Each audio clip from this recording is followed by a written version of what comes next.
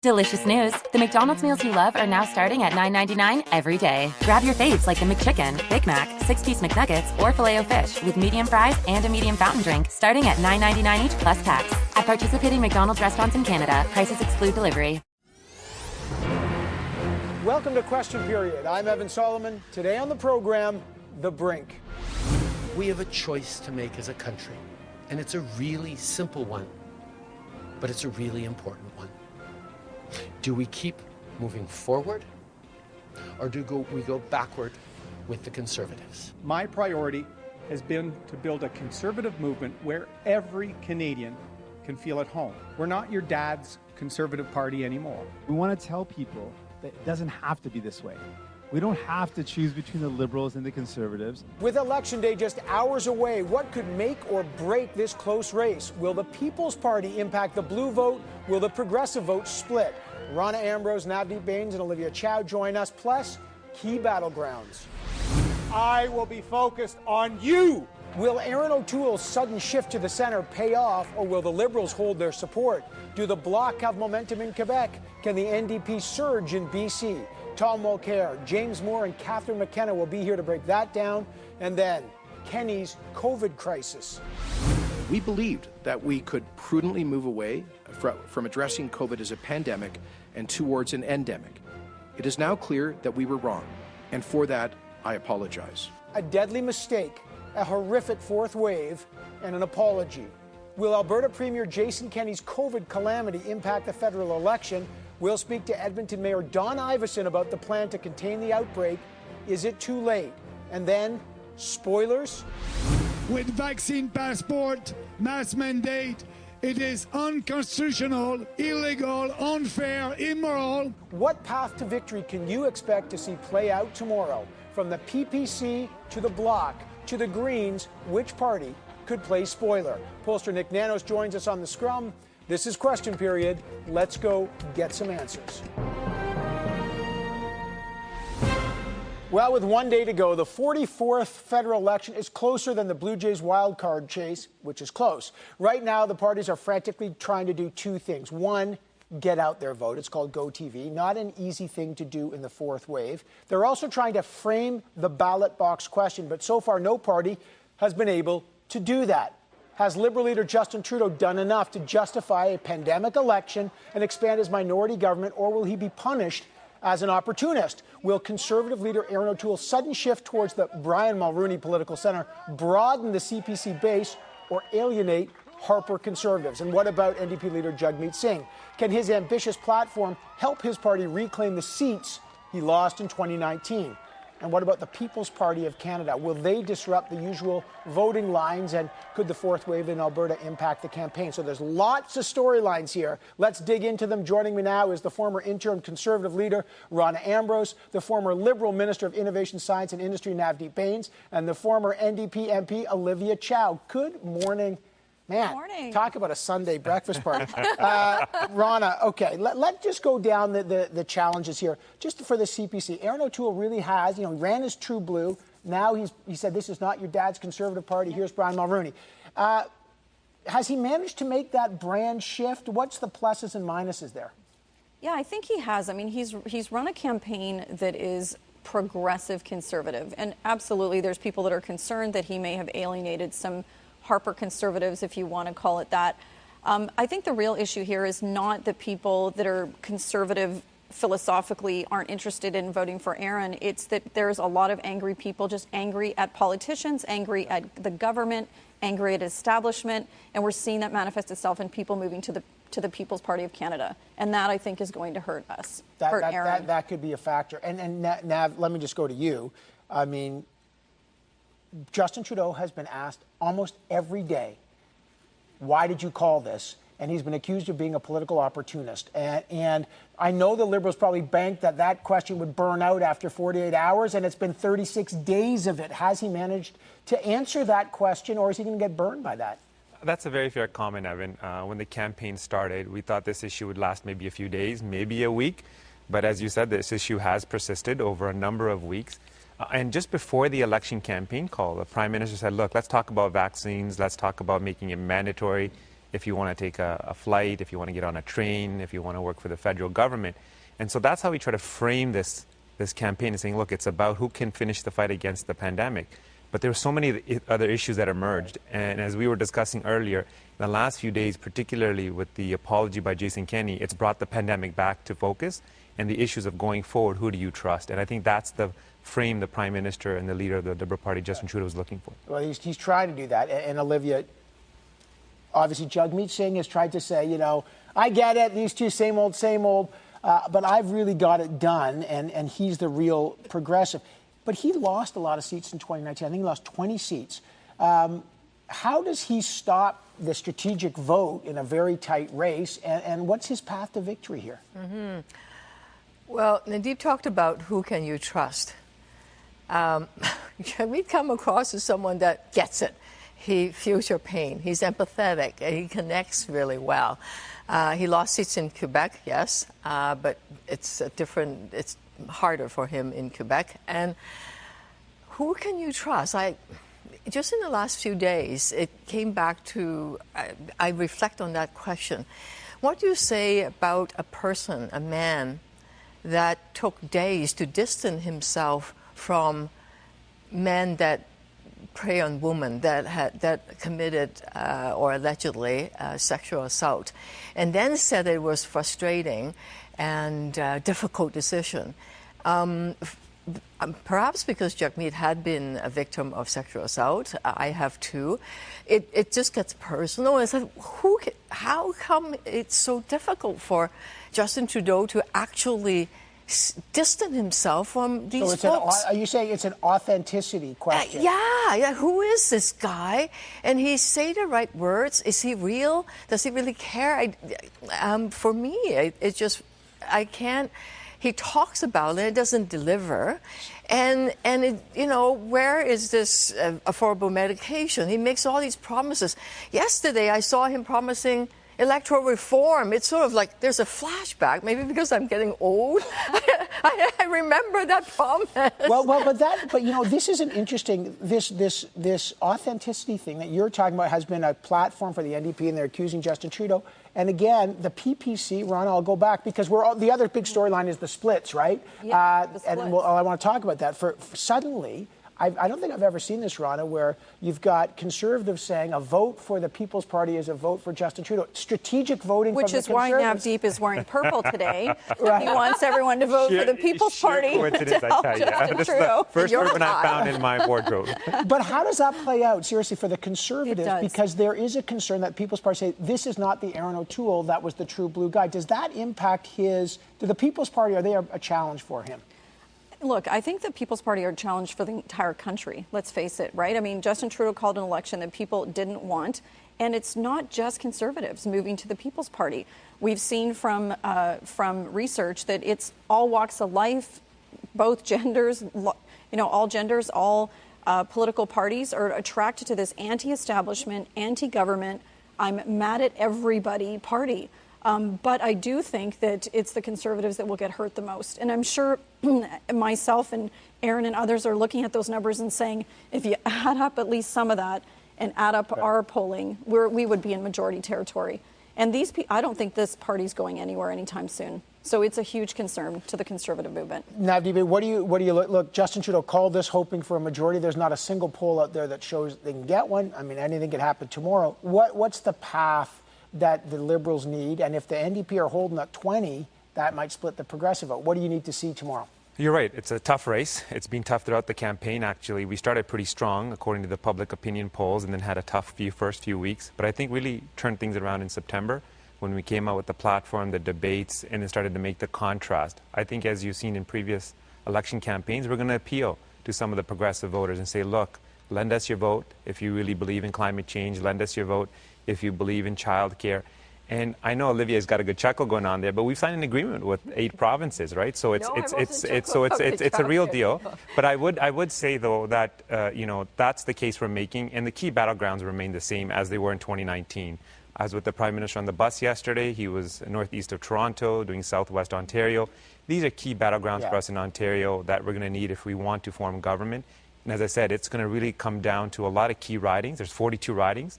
that were decided by less than 5 percentage points in the last campaign, and I don't see that changing in this campaign. Yeah, friends, Canadians, country people, Olivia, this is the Liberal cry. Lend us your vote. I know. But that's the strategic vote cry. But seriously, for Jagmeet Singh, and how does he avoid that? I've heard it so many times in so many elections. Just like those election promises. I remember those red books. Remember those Chrétien red books that have promised universal home care, affordable housing, climate change, real action. Oh, wow. How many times do you want to lend the vote? I mean, this is nuts. How do they stop it? Because but on a serious note, the NDP keeps voting with the Liberals in a minority government. So how do you Well, I think people deserve better. They keep saying, yeah, we could try that. And it's all about fear, right? Fear. Fear conservative, fear this, fear that. But the problem is that fear doesn't get you anywhere. It doesn't build a country, it doesn't build a nation, doesn't make life more affordable. So I think it's much better to be hopeful and say that, okay, if I want real deal, vote NDP. You don't deserve better. Sadly, though, fear gets you votes. Yep. I know the negative campaigns we got fear Donald works. Trump because of that. Yeah. Well, we'll find out what gets you votes. There's a package. I think there's a package deal. All right, all three, Olivia and Rana and Nav, will be joining us, of course, on Monday as we find out what actually gets votes. So we'll find out. Thanks for joining us this morning. All right, coming up, what are the key battlegrounds to watch? How will critical ridings in Ontario, Quebec, and BC factor into tomorrow's result? Tom Mulcair, James Moore, and Catherine McKenna will join us. Stay right here with Question Period.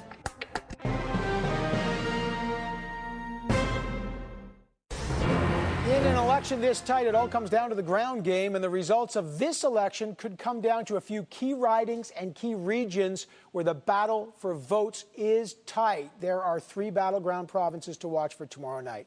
British Columbia, 42 seats. Ontario, 121 seats. Quebec, 78 federal ridings. In BC, it's a 3-way toss-up right now and could be decisive in a late-night election. In Ontario, the Greater Toronto Area, of course, remains a Liberal stronghold, but Conservatives are showing competitive signs there in those surrounding suburbs of that city. Meantime, in Quebec, the Bloc has seen a surge in support over the last couple of weeks, especially after capitalizing on a controversial question related to Bill 21 during the English language debate. But has their momentum now stalled? Then there are new battlegrounds emerging with the rise of the People's Party and the COVID crisis in Alberta. Will the failure of Premier Jason Kenney to contain the 4th wave spill over into the federal election? Let's find out. Joining me now, Catherine McKenna. She's the outgoing Minister of Infrastructure and Communities. She's in Ottawa. James Moore, the former Cabinet Minister under Stephen Harper's Conservative government, is in BC. And in Quebec, Tom Mulcair, CTV's political commentator, former NDP leader. Wow. Wonderful to welcome all of you. Catherine McKenna, let me start with you. The Liberal path to victory, obviously key in Ontario and the Greater Toronto Area, but even tight, by the way, in your riding of Ottawa. So what do the Liberals need to do tomorrow to find a path to victory? And as they originally wanted, a path to a majority. What are you looking for? Well, I mean, I think the question has to be clear to folks. I mean, it's between Liberals and Conservatives, and there's a totally different vision. And I think people need to understand that. You know, there were some people that were upset. I've been in rides across Ontario, crisscrossing. They were upset about, you know, why do we need an election? But at the end of the day, elections have consequences. And so we need people to realize that we need to get the heck out of this pandemic. And we've seen with the Conservatives, I mean, the message around not requiring even their candidates to get vaccinated. I think we need that to be out. We need people to be focused on big issues like climate change and the huge difference between our plan and the Conservative plan, which would take us back in time. Right. And then we need to get people out. Like, people need to be motivated. So now it's all get out the vote. Okay, like I get the framing. Let me go to you, James. Look, the framing of the debate, is it about the election? Is it about the vaccine? Is it about issues? But what about a path to victory? I mean, drill down, if you can, on the battleground of British Columbia, which looks to be a tight 3-way race. What are you looking for there and across the country?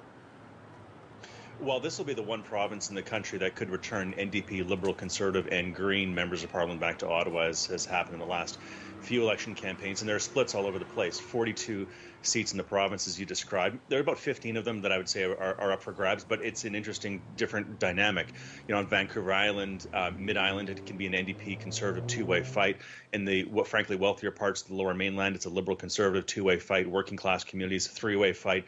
So I look at the North Shore, West Vancouver, North Vancouver, which Stephen Harper won when we were on the brink of a majority in 2008, but then we lost in 2015. So if Conservatives look like we're going to win and we're going to govern, those are ridings that are bellwethers in the province, and they flip. I have to say, looking at the polling numbers and the dynamic on the ground in BC, I don't see any new seats for the Liberals in British Columbia, and I think they needed to win a handful of seats in BC in order to push them over the line to get a majority. So I don't think that's in the cards in this campaign. And the core issue out here, it still is cost of living. There's the COVID overhang, but I think people are looking past that into giving the country a government that'll address their concerns and cost of living issues. And the question is whether or not the Conservatives have tipped the ballot question from COVID to leadership. Does Justin Trudeau deserve 4 more years? And is cost of living the answer the question? And do we have the right answers? Yeah, affordability, big issue there. Tom, let's swing back. What are you looking for? Just not only in terms of path to victory, but Quebec. After that, you and I have talked about it a lot, the English language debate, and suddenly the Bloc got wind in their sails. Has that stalled? What are you seeing in that province, and what are you looking for tomorrow? No, as Catherine says, Evan, elections have consequences. Mr. Trudeau decided to throw the country into a federal general election in the 4th wave of a pandemic because he was convinced he was going to be able to get himself a majority. Well, he has to win seats in every area of the country, including Quebec. And right now, it's quite clear that he's going to lose seats in Quebec. That means he'd have to make up a heck of a lot more in other regions, whether it's Ontario or the Prairies or BC or indeed Atlantic. And there's not much room for him to do that. So yes, the Bloc Québécois is resurgent. Their advance poll was glorious from all the reports I've been able to get firsthand. Way beyond what they were expecting. They've got a good ground game. They'll be out very active on Election Day also. So I'm expecting them to be able to poach from the Liberals, maybe even from the Conservatives. So stay tuned. There's 78 seats in Quebec, and they might have a determining effect on whether or not it's a majority or a minority. Oh, they always do. So, Catherine, what does the Liberal path to victory look like? Because, at the beginning of the call, they got to pick up seats in Ontario, as Tom said, in Quebec. They were counting on BC. The math is looking tight, obviously. We'll wait till the outcome. In your view, as you watch tomorrow, what battlegrounds will you be looking for, Catherine McKenna, to make a Liberal path to victory? Well, obviously Ontario is key, and there are lots of seats to be had. We've got in the GTA. There's only really one that we need to pick up. Aurora, Oak Ridges, Richmond Hill.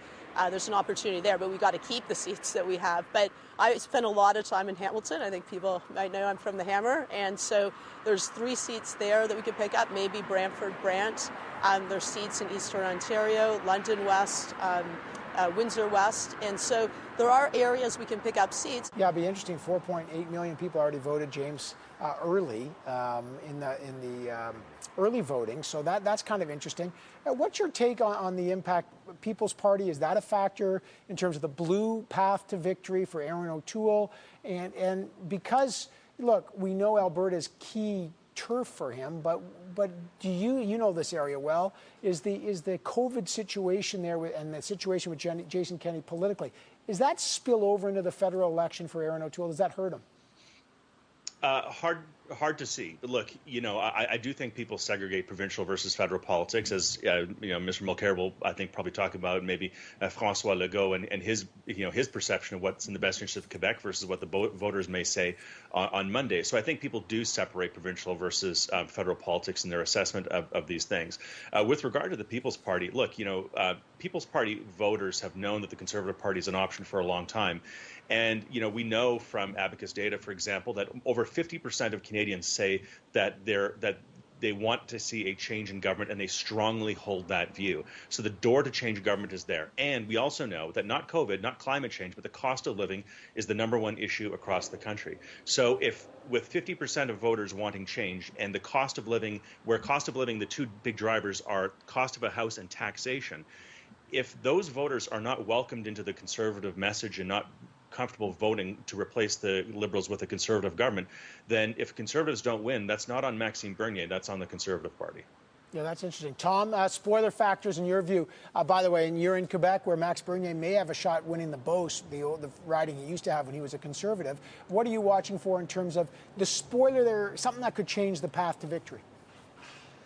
Well, the Conservatives hold almost a dozen seats in Quebec, and that's been consistent. That's been about their range, 10 to 12 seats over the past few elections. It's what Stephen Harper called his blue arrow, going from the Saguenay-Lac-Saint-Jean, northeast of Quebec City, all the way down to the Beauce on the Quebec-Maine border. And it's stayed pretty loyal. Beauce, I am told, according to the most recent inside polling, is now outside the reach of Maxime Bernier, which is interesting. And I think the confirmation of that is the fact that Mr. Bernier has decided he's going to spend election evening in Saskatchewan instead of in Quebec or in his riding. So I think he's aware of that.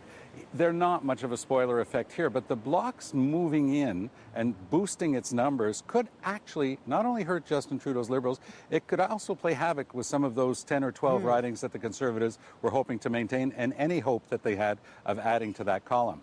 Wow, this is lots of dynamics at play. And I think Catherine McKenna said it best. There's a lot of ridings up for grabs, so we'll find out what happens tomorrow. Catherine McKenna, James Moore, Tom Mulcair, great to have the three of you. Take care. All the best, Evan. Thanks. All right, still to come, the Kenney crisis.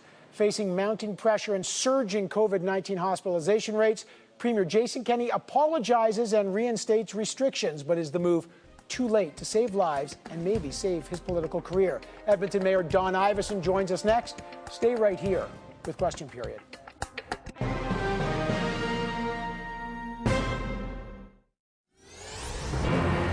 Well, the thing that Jason Kenney called the best summer ever has now turned into the worst COVID crisis in the country, one that's threatening not only to collapse the healthcare system in Alberta, but maybe even end the political career of Mr. Kenney. For months, Premier Kenney rejected the idea of a COVID-19 vaccine passport, ignored warnings that new restrictions were urgently needed, and now, in a sudden apology for his deadly mistake, Mr. Kenney is trying to take action. Based on our analysis of other jurisdictions around the world with similar rates of vaccination, we believed that we could prudently move away from addressing COVID as a pandemic and towards an endemic. It is now clear that we were wrong, and for that, I apologize. Starting tomorrow, a proof of vaccination program will launch in Alberta, but the government there is stopping short of calling it a vaccine passport. Non-essential businesses will need to ask for either proof of vaccination or a negative COVID-19 test or operate at a reduced capacity. Is the move too little, too late, too complicated? And what about Premier Kenney's political future? Talk about all that. We're joined now by the Mayor of Edmonton, Don Iveson. Sir, welcome to the program. Before we get to the politics and the impact this is having even on the federal election, give us a state of the COVID crisis in your city and your province right now. Well, 5,500 active cases in Edmonton, 300 people in hospital, 99 in intensive care. And of course, Edmonton is a healthcare center for northern Alberta, where vaccination rates are much, much lower than in the cities. And so we're seeing healthcare centers across the north part of our province, but especially our big hospitals, chock full with primarily unvaccinated people, though there are some people with single or double dose who are sick too. But it's put tremendous strain on our healthcare system again, which is still recovering from the previous waves. All non-essential surgeries have been canceled. It's just the wave is really cresting here, and I have never seen such anger, not just from our healthcare workers, but you know, in a town like this, everyone's 1 or 2 degrees of separation from a nurse or a doctor who've just had it with this situation, which was avoidable. Okay, let's drill down on that. What went wrong here? Because Jason Kenney, the Premier, had resisted this vaccine certificate, which has proven to be the best and most effective way to get people vaccinated. Where is the anger directed, and what's the reason here? Well, we've had our business community for more than a month, the chambers in Edmonton and Calgary, saying we need this to be able to reopen with confidence and to make it straightforward for businesses. And municipalities have joined that call. A number of my colleagues around the region here, as well as the Mayor of Calgary and many other mayors, along with our business communities, have been saying for what seems like months now, certainly for many, many weeks, as folks have hopped on this. And then the public is there too. We've seen data indicating that essentially 4 out of 5 Albertans are now on board for this idea. People have seen that in other jurisdictions where it's been brought in, it's led to an uptick in vaccination, which is how we get out of this.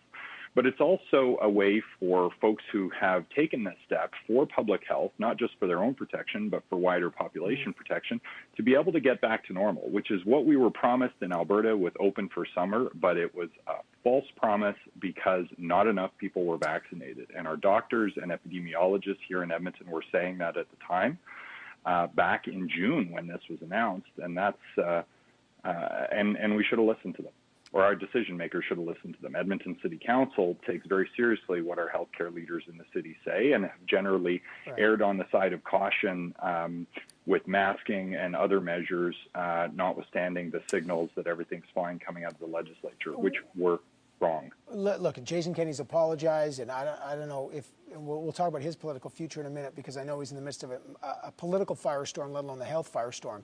But we're also in the last day of this federal election. And what implication does this have federally? I know Aaron O'Toole had praised the Alberta response in the past. Are you hearing that this has some kind of spillover effect on the federal election? Well, certainly there's a lot of commentary to that effect, and people are drawing a link between the general philosophy of erring on the side of individual liberties versus things we need to do by way of collective action for collective safety in a society. And I think a good democracy manages those tensions well, and we've seen a number of provinces manage that tension in a very healthy way. And I think quite clearly in Alberta, it wasn't handled in a healthy way. There was an over-appeasement of folks resistant to vaccination for a very long time, management dynamics within a caucus that was extremely divided over any measures whatsoever, and then ideological factors that have applied all the way along that have cost lives and, ironically, had a devastating impact in the short term, not just on our healthcare system, but on our economy and our restart, and ultimately on Alberta's reputation. And so all of that has cascaded across the country, and it can't help but feed into the federal election discourse. What about Jason Kenney? There's been calls for him to resign. He did apologize. He has instituted this vaccine certificate program, although he doesn't like to call it that. You know, sources have telling me he's on the brink. He'll either be pushed out by his own party, maybe resign, maybe he holds on. What happens to his political career right now? What are you hearing? Well, I don't know. I'm not on the inside of those circles that broker power in the Conservative Party in Alberta, that's for sure.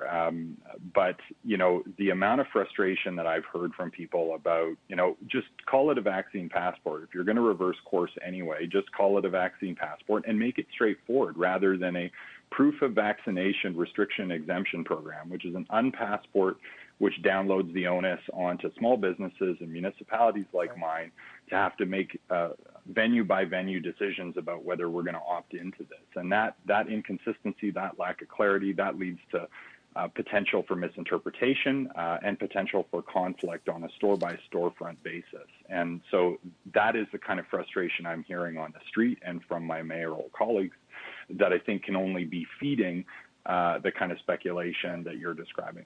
Yeah, I just hear just in the last couple of seconds, people are mad out there, it seems.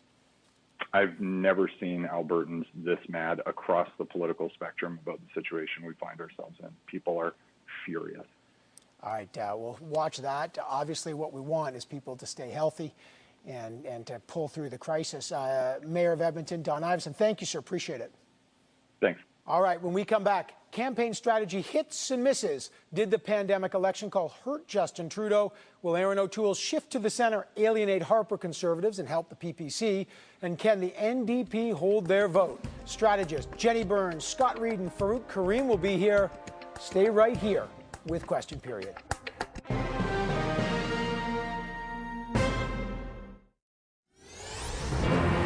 So at this point in the campaign, it's all about the ground game, getting out the vote. But Election Day is really the ultimate test of the party's strategy. Did Justin Trudeau get hurt by the early election call?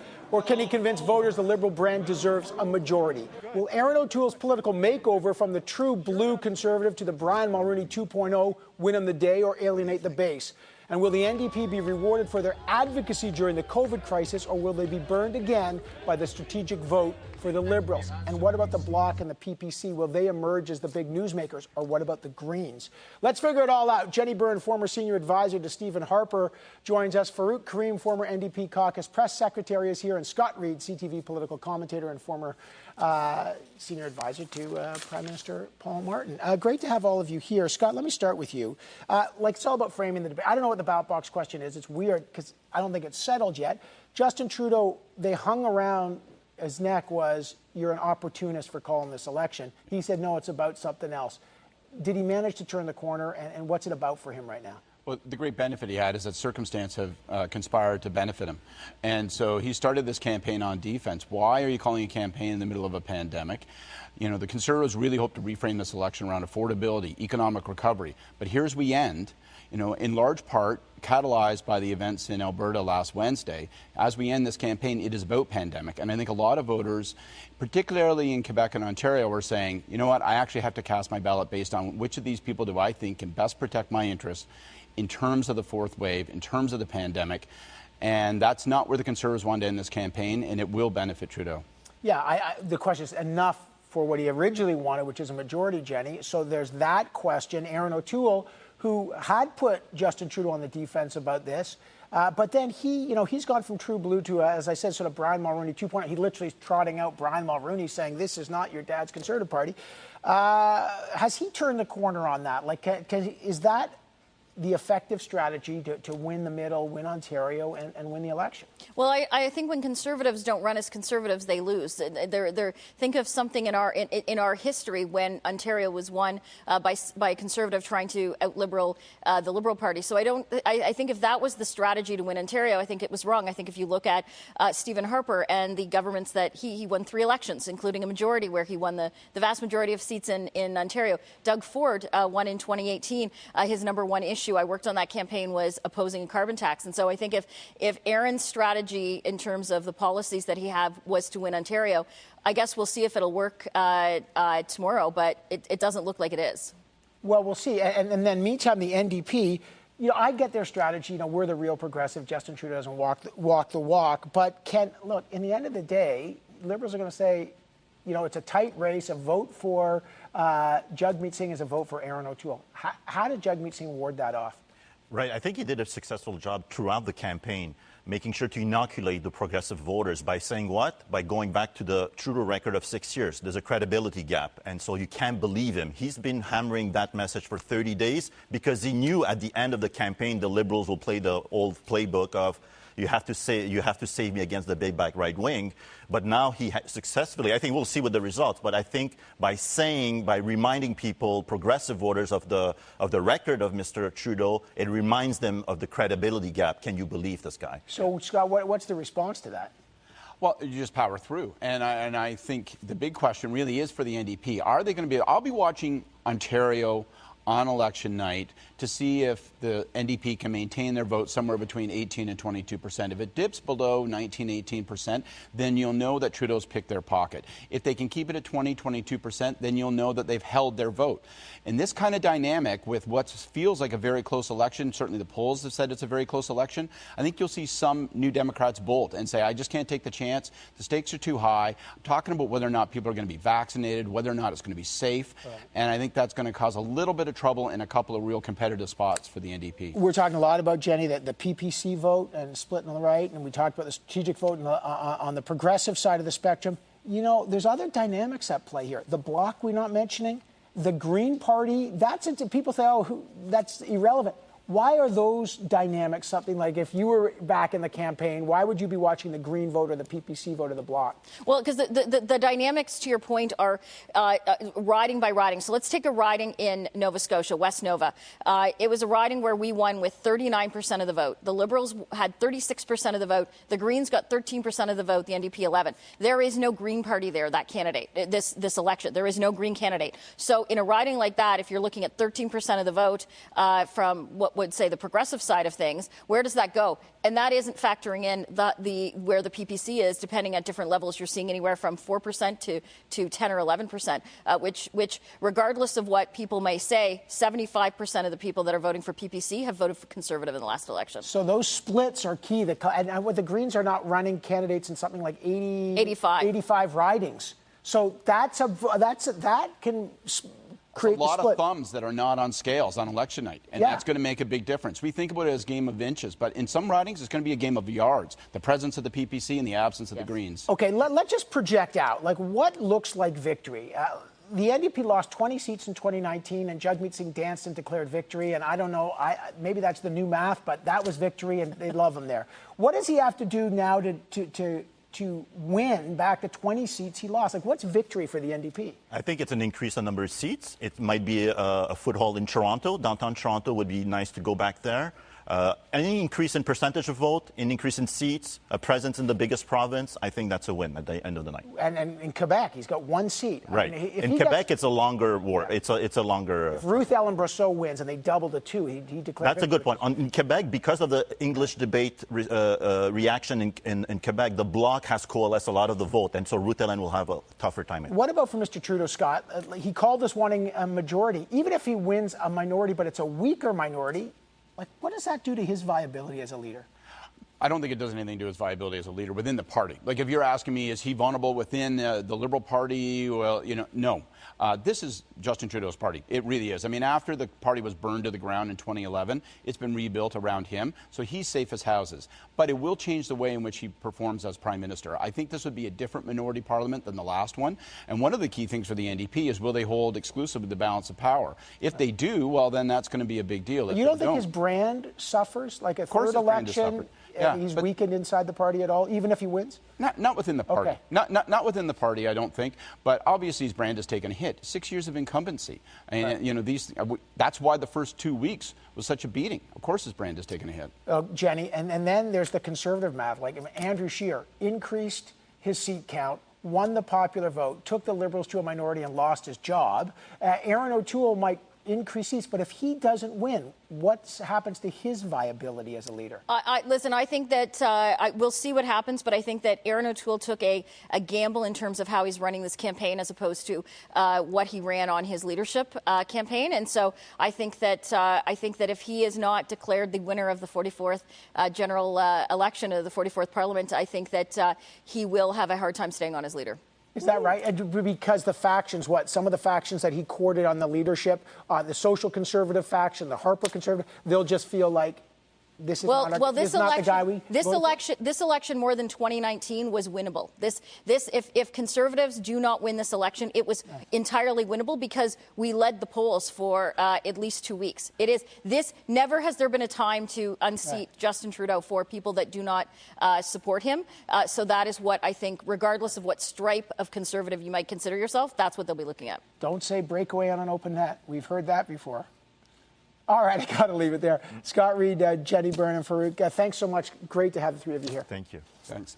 Coming up next, the final polls. Where do all the parties stand with just hours to go until Election Day? And what should you watch for tomorrow night as the results come in? The Scrum is next with special guest Nick Nanos. He's got all the latest information. Stay right here with Question Period.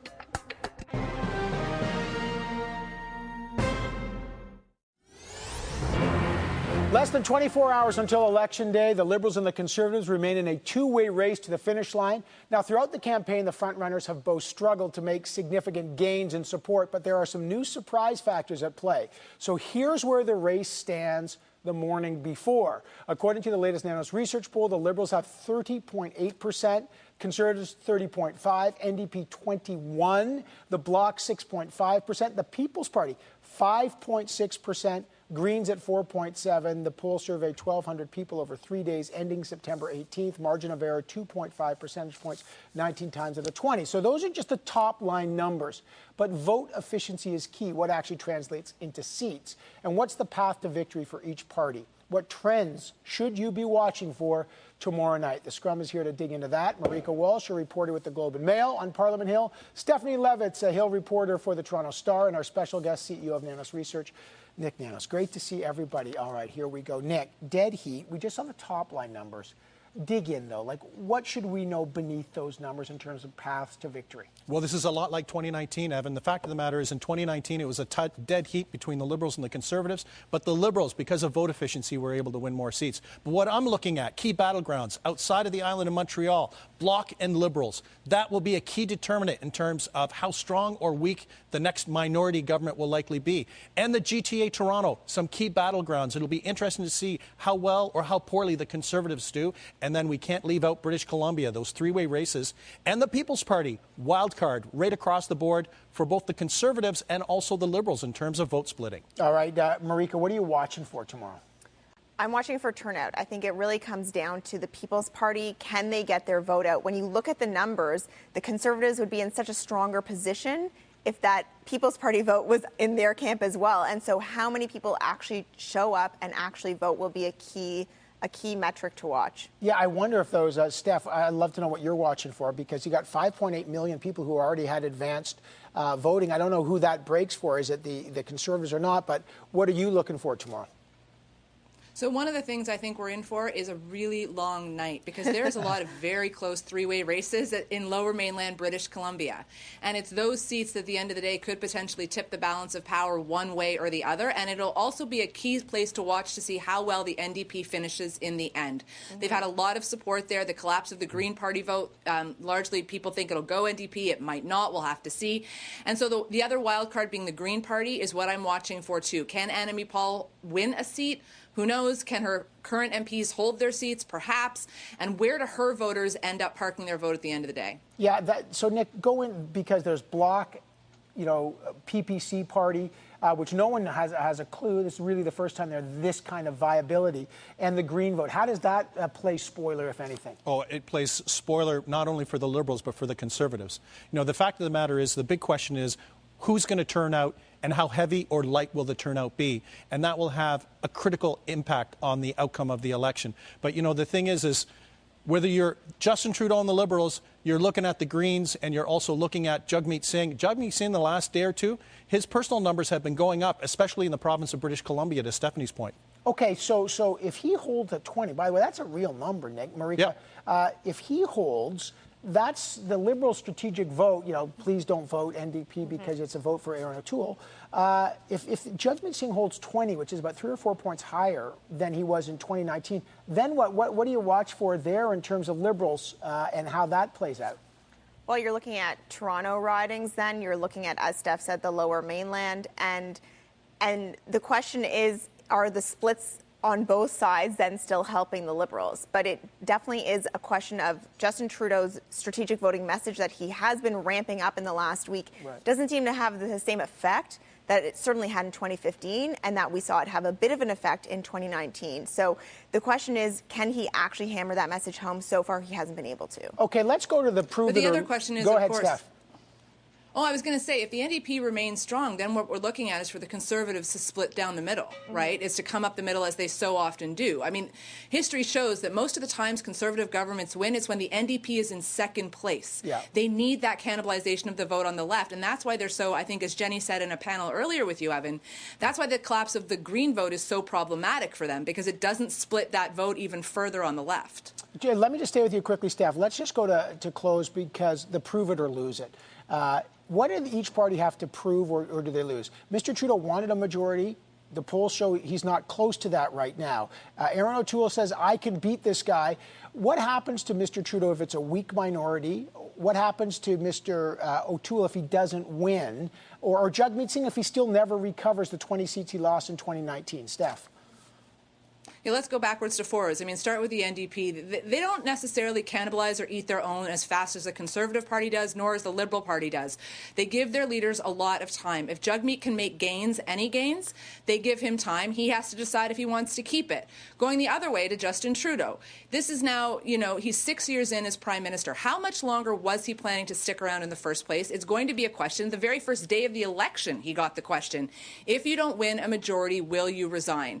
So the folks around him are going going to also have to say, okay, how long can we hold on to this? Do you want to ride it out 18 months, trigger a leadership race, or what? And that decision, in turn, I think, will factor into what happens to Conservative leader Aaron O'Toole. Can he convincingly make the case to the party membership who ultimately determine his future that, look, Trudeau's on his way out, we just need one more, the pandemic, we didn't want this election, it's not our fault, yada, yada, yada. And, you know, he really has to play back to some of the messaging he's been drawing out throughout the campaign, which is he's trying to build a new party, and he has to be given time to do that. I'm not quite sure that's going to work. Caucus is mad. They don't like the way this is rolled out. But will they give him the leeway to do that? Do they have the stomach for another leadership race? We'll have to see. Marika. Yeah, but the problem with Aaron O'Toole is that he is in the campaign trying to build a new party and a new brand that he did not sell to the base when he was going for leadership. And I'm not sure the party will be patient enough to see what the Liberals do. I don't think he has that much time. Look at what happened with Andrew Scheer. So I actually think one of the things to look for after we find out the result, whenever that comes this week, is the future of these leaders. Yeah. Justin Trudeau and Aaron O'Toole will both have questions to answer to their base when this is over. Unless you win big, and that unless you win big, and then somebody else has a problem. Yeah, winning solves everything. Nick, just quickly before I go, if you had one big surprise you're looking for, if there's something, you know, there's always a surprise on election night that no one saw. What could be the big jack in the box? PPC. How will, you know, are they underreported in the polls potentially? Are they overmotivated to vote? Where will the number land? And if the PPC is strong, it's going to be like billiards, Evan. You know, the balls hitting each other all over the place.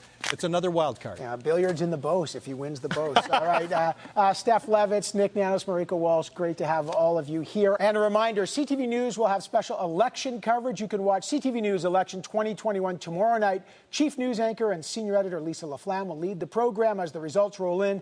Coverage starts at 6:30 p.m. Eastern. It will also be live to all stations on the CTV main network, CTV News channel, and ctvnews.ca. That is question period for this week. We will be back here in 7 short days, and I'll see you Monday night. Thanks for watching.